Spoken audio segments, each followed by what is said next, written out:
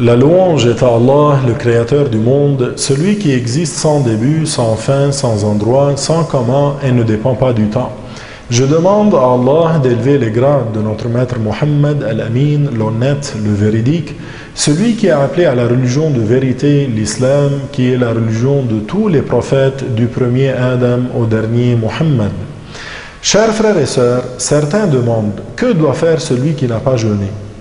Tout dépend de la raison pour laquelle la personne n'a pas jeûné. C'est en fonction de cela que sera déterminé le fait de devoir rattraper ou pas les jours non jeûnés, payer une compensation fidya ou pas, et effectuer une expiation ou pas.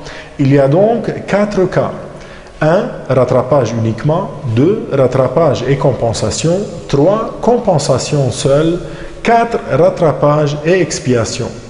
Alors, ceux qui n'ont pas jeûné et doivent uniquement le rattrapage jour pour jour sont 1. Celui qui n'a pas jeûné à cause d'une maladie dont on espère la guérison. 2. Celui qui était dans un long voyage durant lequel il n'a pas jeûné. 3. La femme qui a les menstrues ou les lochis. 4. La femme enceinte et celle qui allait si elles ont peur pour elles-mêmes. Quant aux personnes qui n'ont pas jeûné et qui doivent le rattrapage assorti d'une compensation fidya, ce sont la femme enceinte et celle qui allait si elles n'ont pas jeûné par peur pour leur bébé. Elles doivent le rattrapage et la compensation pour chaque jour qu'elles ne jeûnent pas. La compensation fidya est de donner à un pauvre un moud, le plein de 2 mains jointes de taille moyenne, de la nourriture de base la plus répandue du pays. En France, c'est le blé. La compensation doit être donnée chaque soir du jour qu'elle ne jeûne pas. Dans le madhab hanafi, c'est-à-dire dans l'école de l'imam Abu Hanifa, il s'agit de nourrir un pauvre d'une quantité suffisante pour son repas de midi et du soir, où la contrepartie de cela soit moins de 5 €.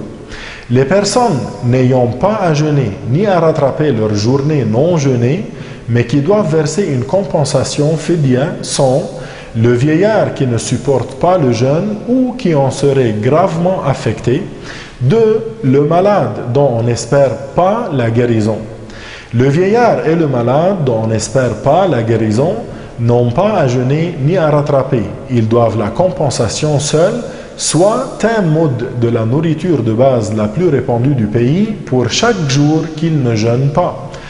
Quant à celui qui rompt le jeûne et qui doit le rattrapage ainsi que l'expiation, c'est celui qui a rompu son jeûne par un rapport sexuel durant la journée de Ramadan délibérément de son propre gré en se rappelant le jeûne et même s'il n'est pas sorti de lui du mani.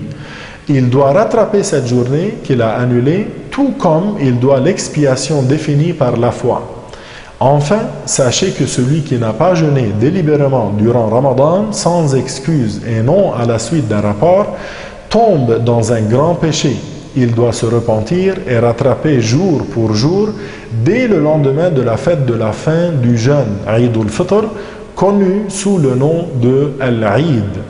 Suite à mes propos, je vous souhaite le bien dans le mois béni de Ramadan. Walhamdulillahi Rabbil Alamin.